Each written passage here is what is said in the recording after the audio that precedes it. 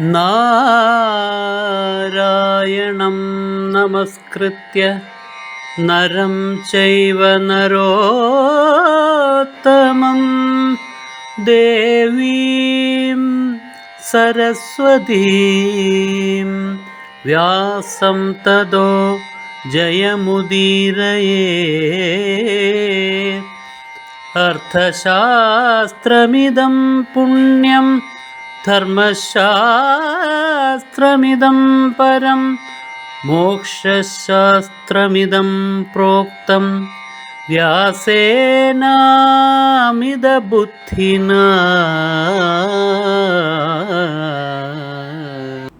ഭഗവത്ഗീതയിലെ 16-ാമത് അധ്യായം ദൈവാസുര സമ്പദ്വിഭാഗയോഗം. അതിൽ ദൈവീ സമ്പത്തിനെയും ആസുരീ സമ്പത്തിനെയും വളരെ വിശദമായിട്ട് നമ്മുടെ മുന്നിൽ വേർതിരിച്ച് കാണിച്ചു തരുന്ന ഭഗവാൻ വേദവ്യാസൻ നമ്മുടെ സ്വന്തം മനസ്സിനെ, അതിൻ്റെ ഇപ്പോഴത്തെ അവസ്ഥയെ നേരിട്ട് പഠിക്കാൻ നമുക്ക് നല്ല അവസരം ഒരുക്കി തന്നിരിക്കുന്നു. ദൈവീ സമ്പത്തും ആസുരീ സമ്പത്തും എല്ലാവരുടെയും ഉള്ളിലുണ്ട്.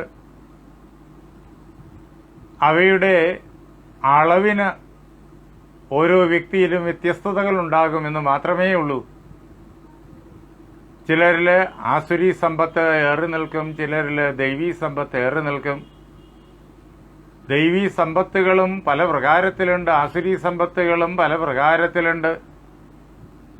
അവയ്ക്ക് തമ്മിലും അളവിലും ബലത്തിലും ഒക്കെ വ്യത്യസ്തതകൾ കാണും. നാം നമ്മുടെ മനസ്സിനെ വ്യക്തമായി വ്യാസൻ തരുന്ന ഈ വാക്കുകളിലൂടെ, അതിൻ്റെ അർത്ഥമണ്ഡലങ്ങളിലൂടെ പഠിച്ചിട്ട് നമ്മുടെ ഉള്ളിൽ ഉള്ള ആസുരീ സ്വഭാവങ്ങളെ തിരിച്ചറിഞ്ഞ് അതിനെ എങ്ങനെ നമുക്ക് നമ്മുടെ ഉള്ളിൽ നിന്ന് നിഷ്കാസനം ചെയ്ത് നമ്മുടെ മനസ്സിനെ ശുദ്ധമാക്കി തീർക്കാം എന്ന് ശ്രദ്ധയോടുകൂടിയിട്ട് വിചിന്തനം ചെയ്യണം. അതിന് ഭഗവത്ഗീതയും മഹാഭാരതവും നമുക്ക് വ്യക്തമായിട്ടുള്ള മാർഗം കാട്ടിത്തരുന്നു. ആസുരീ സമ്പത്തിനെ ദൂരീകരിച്ചിട്ട് ദൈവീ സമ്പത്തിനെ വളർത്തുക. ദൈവീ സമ്പത്ത് വളരുന്തോറും രജോ ഗുണവും തമോ ഗുണവും കുറഞ്ഞ് സാത്വിക ഗുണം വർദ്ധിച്ചുകൊണ്ടേയിരിക്കും. ആസുരീ സമ്പത്തിൻ്റെ അടിസ്ഥാന പ്രവണതകളാണ് രജോ ഗുണവും തമോ ഗുണവും. അവയാണ് മനസ്സിനെ മലീമസമാക്കുന്നത്, ചിന്തകളെയും അതേപോലെ തന്നെ വികാരങ്ങളെയും പ്രവൃത്തികളെയും ഒക്കെ മലിനമാക്കി തീർക്കുന്നത്. അവയെ ക്രമേണ ദൂരീകരിക്കുമ്പോഴേക്കും സാത്വിക ഗുണം വളരാൻ തുടങ്ങും. കഴിഞ്ഞ ദിവസം തമസിൽ നിന്ന് രജസ്സിലേക്കും രജസ്സിൽ നിന്ന് സത്വത്തിലേക്കും വളരുന്ന അധ്യാത്മ വികാസത്തെക്കുറിച്ച് നമ്മൾ വിശദമായി ചിന്തിച്ചതാണ്. അങ്ങനെ സാത്വിക ഗുണം വളർന്ന് അതിൻ്റെ പൂർണ്ണതയിൽ എത്തിക്കഴിഞ്ഞാൽ പിന്നെ അതിനും അപ്പുറത്തേക്ക് ചാടണം. സത്വഗുണവും മായ തന്നെ രജസിനെ തമസിനെ അപേക്ഷിച്ച് ഉത്കൃഷ്ടമാണ് എന്നേ വ്യത്യാസമുള്ളൂ. അതും മായ തന്നെ, അതും ബന്ധനത്തെ ഒരുക്കുന്നു. അങ്ങനെയുള്ള ആ സത്വഗുണത്തെയും നാം അതിലംഘിക്കണം. അപ്പോൾ മായാതീതരായിത്തീരും. ആ അവസ്ഥ പൂർണ്ണതയുടെ പ്രാപ്തിയാണ്. നാം പരിപൂർണരാണ്. ഓം പൂർണ്ണമത പൂർണ്ണമിതം എന്ന മന്ത്രം നമ്മെ ഇക്കാര്യം പഠിപ്പിക്കുന്നു. അത് പൂർണ്ണമാണ്, പരമാത്മാവ് പൂർണ്ണമാണ്. ഇത് എന്ന് വെച്ച് കഴിഞ്ഞാൽ നമ്മുടെ ഉള്ളിലിരിക്കുന്ന നാം തന്നെയായ ജീവാത്മാവ്, അത് പൂർണ്ണം തന്നെയാണ്. പരമാത്മാവ് പൂർണ്ണമാണ്, ജീവാത്മാവ് പൂർണ്ണമാണ്. ഇതം അഥവാ ഇത് എന്നുള്ളതായ വാക്കുകൊണ്ട് ജീവാത്മാവിനെ നമുക്ക് അർത്ഥമാക്കാം. അതാണ് പ്രമുഖമായ അർത്ഥം. എന്ന് മാത്രമല്ല, അതുമായി ബന്ധപ്പെടുത്തി ഈ ശരീരത്തെ, അതിൻ്റെ ആവാസ സ്ഥാനമായിരിക്കുന്ന വീടിനെ, അതേപോലെ നാടിനെ, ലോകത്തെ ഒക്കെ ഇതം എന്നുള്ള വാക്കുകൊണ്ട് അർത്ഥമാക്കാം.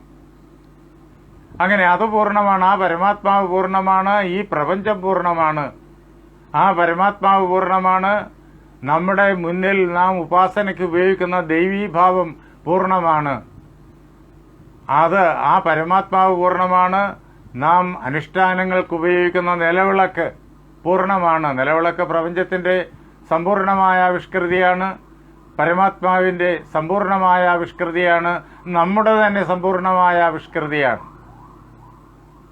അങ്ങനെ ആ പരമാത്മാവ് പൂർണ്ണമാണ്, വിളക്ക് പൂർണ്ണമാണ്, പരമാത്മാവ് പൂർണ്ണമാണ്, ക്ഷേത്രം പൂർണ്ണമാണ്, പരമാത്മാവ് പൂർണ്ണമാണ്, നമ്മുടെ ഗൃഹം പൂർണ്ണമാണ്, പരമാത്മാവ് പൂർണ്ണമാണ്, നമ്മുടെ ഈ ശരീര മനോബുദ്ധികൾ പൂർണ്ണമാണ്. അങ്ങനെ ഓം പൂർണ്ണമത പൂർണ്ണമിതം, അത് പൂർണ്ണമാണ്, ഇത് പൂർണ്ണമാണ്. ഇങ്ങനെ ഇത് എന്നുള്ള ശബ്ദത്തിൻ്റെ ആ അർത്ഥങ്ങളെല്ലാം തിരിച്ചറിഞ്ഞ് ഇത് ജീവാത്മാവാണ്, ഈ ജീവാത്മാവ് പൂർണ്ണമാണ്. പരമാത്മാവും ജീവാത്മാവും രണ്ട് പൂർണ്ണങ്ങൾ എങ്ങനെ ഉണ്ടാകും? രണ്ട് പൂർണ്ണങ്ങൾ ഒരിക്കലും പൂർണ്ണങ്ങളല്ല. അപ്പോഴാണ് നാം തിരിച്ചറിയുന്നത് പരമാത്മാവ് തന്നെയാണ് ജീവാത്മാവ്, ജീവാത്മാവ് തന്നെയാണ് പരമാത്മാവ് എന്ന്. അങ്ങനെ ഒരൊറ്റ പൂർണ്ണവസ്തു, ആ പൂർണ്ണവസ്തുവിനെ നാം അറിയുന്നതോടുകൂടിയിട്ട് നമ്മുടെ ജീവിതം സഫലമായി തീരും. അതിനെ അറിയണമെങ്കിൽ സാത്വിക ഗുണത്തിൻ്റെ പൂർണ്ണതയിലേക്ക് വളർന്നു ചെല്ലണം. അതാണ് പരമാത്മാവിൻ്റെ ജ്ഞാനാനന്ദങ്ങൾ മറയ്ക്കാത്തത്. അത് കഴിഞ്ഞാലോ ആ അറിവിൻ്റെ ബലത്തിൽ നിന്നുകൊണ്ട് സാത്വിക ഗുണത്തെയും അത് ലംഘിക്കണം, അഥവാ മായാതീതനായി തീരണം. അപ്പോൾ ആ പൂർണ്ണതയിലെത്തി. അതുവരെ ജീവാത്മാവ് വേറെ പരമാത്മാവ് വേറെ എന്നായിരുന്നു നമ്മുടെ അനുഭവം. പക്ഷേ മായാതീതനാകുമ്പോൾ ഒരൊറ്റ പൂർണ്ണമേയുള്ളൂ, അത് പരമാത്മാവ് അഥവാ ഞാൻ അഥവാ ജീവാത്മാവ് തന്നെയാണ്. അവിടെ പരമാത്മാവ് ജീവാത്മാവ് എന്നുള്ള വേർതിരിവുകളോ പേരുകളോ ഒന്നും പ്രസക്തമല്ല, അതൊന്നും അവിടെ ഇല്ല. ഉള്ളത് ആ സത്യവസ്തു മാത്രം, ആനന്ദഘനമായിരിക്കുന്ന ജ്ഞാനഘനമായിരിക്കുന്ന ആ പൂർണ്ണവസ്തു മാത്രം. അതുതന്നെയാണ് ഞാൻ എന്നുള്ള പ്രത്യക്ഷാനുഭവം, അഹം ബ്രഹ്മാസ്മി. അപ്പോൾ അതിലേക്ക് വളർന്നു ചെല്ലാൻ വേണ്ടിയിട്ടാണ് ഈ ദൈവാസുര സമ്പദ് വിഭാഗ യോഗം വഴിയൊരുക്കാനായിട്ട് വ്യാസഭഗവാൻ നമ്മുടെ മുന്നിൽ അവതരിപ്പിച്ചത്. അങ്ങനെ ദൈവീ സമ്പത്തുകളെ അദ്ദേഹം ആദ്യം പരിചയപ്പെടുത്തുന്നു. അഭയം സത്വസംശുദ്ധി. ഈ ദൈവീ സമ്പത്തുകളെ ഉള്ളിൽ കണ്ടെത്തിയിട്ട് അതിന് കരുത്ത് പകരണം. ജ്ഞാനയോഗവ്യവസ്ഥിതി ദാനം ദമശ്ച യജ്ഞശ്ച സ്വാധ്യായ തപ ആർജവം.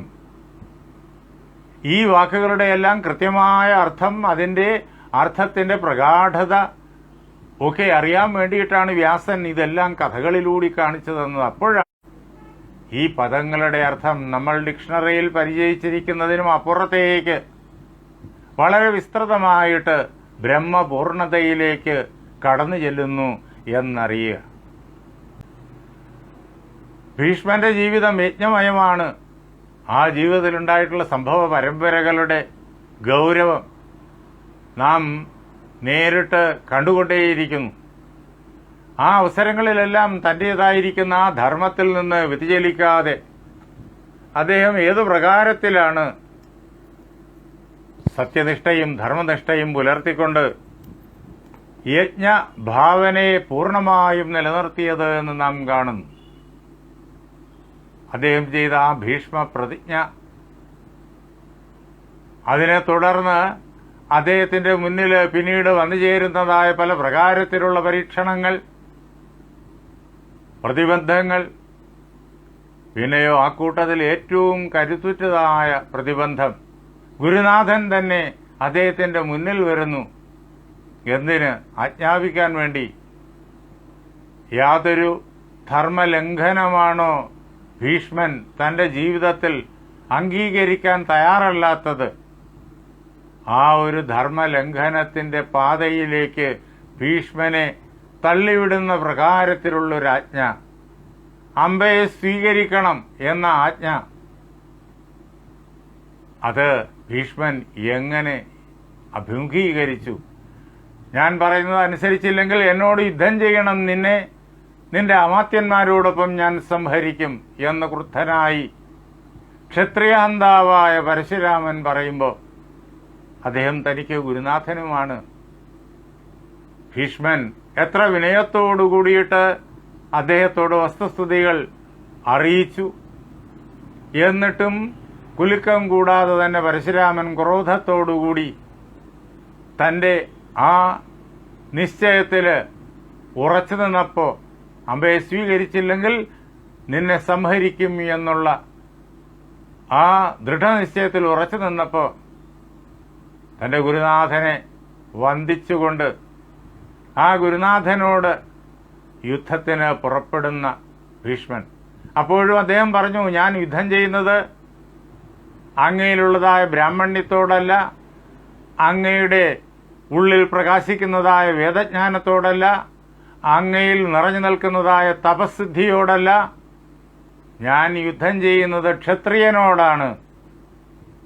അങ്ങ് ബ്രാഹ്മണനാണെങ്കിലും ബ്രാഹ്മണധർമ്മം വെടിഞ്ഞിട്ട് ആയുധമെടുത്ത് പടക്കിറങ്ങിയാൽ അങ്ങ് ക്ഷത്രിയനാണ്. ക്ഷത്രിയന്റെ വെല്ലുവിളി ക്ഷത്രിയൻ സ്വീകരിക്കും. ഞാൻ സ്വീകരിച്ചിരിക്കുന്നു. അങ്ങയിലെ ക്ഷത്രിയനോട് ഞാൻ യുദ്ധം ചെയ്യുന്നു എന്ന് പറഞ്ഞ് തകർത്ത് യുദ്ധം ചെയ്യുന്ന ഭീഷ്മൻ ഗുരുവിന്റെ പാദത്തിൽ നമസ്കരിച്ചിട്ട് ഗുരുവിനോട് യുദ്ധം ചെയ്യുന്ന ഭീഷ്മൻ 23 ദിവസം രണ്ടുപേരും പരസ്പരം തോൽപ്പിക്കാനും സംഹരിക്കാനും വേണ്ടിയിട്ട് അത്യധികം ആവേശത്തോടു കൂടിയിട്ട് പരാക്രമത്തോടു കൂടിയിട്ട് പോരാടി. ലോകം കണ്ട അത്ഭുതകരങ്ങളായിട്ടുള്ള യുദ്ധങ്ങളിൽ നിന്നായിരുന്നു അത്. പക്ഷേ രണ്ടുപേരും ദിവ്യാസ്ത്രങ്ങൾ പ്രയോഗിക്കുന്നുണ്ടെങ്കിലും അതിൻ്റെ പ്രത്യസ്ത്രങ്ങൾ രണ്ടുപേരിലും കയ്യിലും ഉണ്ട്. ആ ദിവ്യാസ്ത്രങ്ങളെല്ലാം ദിവ്യങ്ങളായിരിക്കുന്ന പ്രത്യസ്ത്രങ്ങൾ കൊണ്ട് അടക്കിക്കൊണ്ട് വീണ്ടും ദിവ്യാസ്ത്രം വേറൊന്ന് തിരിച്ചു പ്രയോഗിക്കുന്നു, അതിനെയും അടക്കുന്നു. അങ്ങനെ യുദ്ധതന്ത്രത്തിന്റെ അത്ഭുതകരമായ പ്രകടനം അത്രയും ദിവസം നടന്നു. രണ്ടുപേരുടെ ശരീരം ആയുധങ്ങളേറ്റ് വളരെയേറെ മുറിവേറ്റ് ക്ലേശപൂർണമായി തീർന്നിരിക്കുന്നു. എന്നിട്ടും രണ്ടുപേരുടെയും ആ വീരതയ്ക്ക്, ധർമ്മനിഷ്ഠയ്ക്ക്, ഭീഷ്മന്റെ ധർമ്മനിഷ്ഠയ്ക്കും അതേപോലെ പരശുരാമന്റെ ക്രോധത്തിനും ഒരു ശമനം ഉണ്ടായില്ല. 23-ാം ദിവസം രാത്രി തന്റെ ശരീരം മുഴുവനാകെ അമ്പുകളേറ്റിട്ട് മുറിവേറ്റിട്ട് ക്ഷീണിതമായി കഴിഞ്ഞിരിക്കുന്നു. ഇതുവരെ തനിക്ക് തന്റെ ഗുരുവായിരിക്കുന്ന പരശുരാമനെ, ഇപ്പോൾ ശത്രുവായി നിൽക്കുന്ന പരശുരാമനെ തോൽപ്പിക്കാനാകുന്നില്ല. ഈ കണക്കിന് പോയാൽ തോൽപ്പിക്കുക സാധ്യമല്ലല്ലോ എന്ന് വിചാരിച്ച് ദുഃഖിച്ചുകൊണ്ട് രാത്രി വിശ്രമിക്കാൻ പുറപ്പെടുന്നതിന് മുമ്പ് തന്റെ മനസ്സുകൊണ്ടും ബുദ്ധി കൊണ്ടും പ്രാണങ്ങൾ കൊണ്ടും ശിരസ്സുകൊണ്ടും ഭീഷ്മൻ പിതൃക്കളെ നമസ്കരിച്ചു. തതോഹം നിശിരാജേന്ദ്ര പ്രണമ്യ ശിരസാ തഥാ. തന്റെ ശിരസ്സുകൊണ്ട് പ്രണമിച്ചു എന്ന് വെച്ച് കഴിഞ്ഞാൽ കേവലം ഒരു അനുഷ്ഠാനമല്ലത്, മനസ്സുകൊണ്ട് ബുദ്ധി കൊണ്ട് പ്രാണങ്ങളെ കൊണ്ട് സമ്പൂർണമായിട്ടുള്ള നമസ്കാരം, സമ്പൂർണമായിട്ടുള്ള ആശ്രയം. ആരെയൊക്കെ? ബ്രഹ്മജ്ഞാനികളെ നമസ്കരിച്ചു. ബ്രഹ്മജ്ഞാനികൾ ഉപദേശിച്ചു തന്ന പന്ഥാവിൽ കൂടിയാണ് താൻ ചരിക്കുന്നത്. അതാണ് ജീവിതത്തെ യജ്ഞമയമാക്കി തീർക്കുന്നതായ മാർഗം. അതേപോലെ പിതൃക്കളെ നമസ്കരിച്ചു, ദേവതമാരെ നമസ്കരിച്ചു. ഇങ്ങനെ എല്ലാ സജ്ജനങ്ങളെയും എല്ലാ ഭൂതങ്ങളെയും നമസ്കരിച്ചിട്ട് ഭീഷ്മൻ അന്ന് രാത്രി വരെ ഉറങ്ങാനായിട്ട് തന്റെ ശയ്യയിലേക്ക് പോയി. അവിടെ ഇരുന്നു കൊണ്ട് അദ്ദേഹം ചിന്തിച്ചു, നചരാമം മഹാവീര്യം ശക്നോമി രണമൂർധനി വിചേതും സമരേ വിപ്രം. ബ്രാഹ്മണനായിരിക്കുന്ന എൻ്റെ ഗുരുവായിരിക്കുന്ന മഹാപരാക്രമിയായിരിക്കുന്ന രാമനെ, മഹാവീര്യം, മഹാബലശാലി, യുദ്ധ വീരത ഒക്കെ ഉള്ളവൻ, അങ്ങനെയുള്ള ആ പരശുരാമനെ എനിക്ക് ഈ പടക്കളത്തിൽ വെച്ചിട്ട് തോൽപ്പിക്കാനാകുന്നില്ലല്ലോ എന്നിങ്ങനെ ചിന്തിച്ചിട്ട് ദുഃഖിതനായ അദ്ദേഹം ആ ഗുരുനാഥന്മാരോട്, പിതൃക്കളോട്, അവരെല്ലാം അന്തരീക്ഷത്തിൽ നിന്നുകൊണ്ട് തന്നെ കാണുന്നുണ്ടല്ലോ, നമുക്ക് നമ്മുടെ ഈ കണ്ണുകൊണ്ട് ആ ദിവ്യശരീരികളെ കാണാനാകുന്നില്ലെങ്കിലും ആ ദിവ്യശരീരികൾക്ക് നമ്മെ എല്ലാവരെയും കാണാം. മഹാകർമ്മങ്ങൾ നടക്കുന്നിടത്തെല്ലാം അവരുടെ സമ്പൂർണമായ സാന്നിധ്യമുണ്ടാകും. അവരുടെ സാന്നിധ്യ അനുഗ്രഹങ്ങളാലാണ് ഏതൊരു കർമ്മവും വിജയിക്കുക. ഭീഷ്മൻ അവരോട് പ്രാർത്ഥിച്ചു, യതി ശക്യോ മയാ ജേതും ജാമദഗ്ന പ്രതാപവാൻ ദൈവതാനി പ്രസന്നാനി ദർശയന്തു നിശാമമ. എനിക്ക് ജമദഗ്നിയുടെ പുത്രനായിരിക്കുന്ന പരശുരാമനെ ജയിക്കാൻ സാധിക്കുമെന്നുണ്ടെങ്കിൽ എൻ്റെ ഈ ദേവതമാരെല്ലാവരും സന്തുഷ്ടരായി തീർന്നിട്ട് എനിക്ക് ഈ രാത്രിയിൽ ദർശനം തരണം, എന്നിട്ട് എനിക്ക് ജയിക്കാനുള്ളതായ മാർഗം കാണിച്ചു തരണം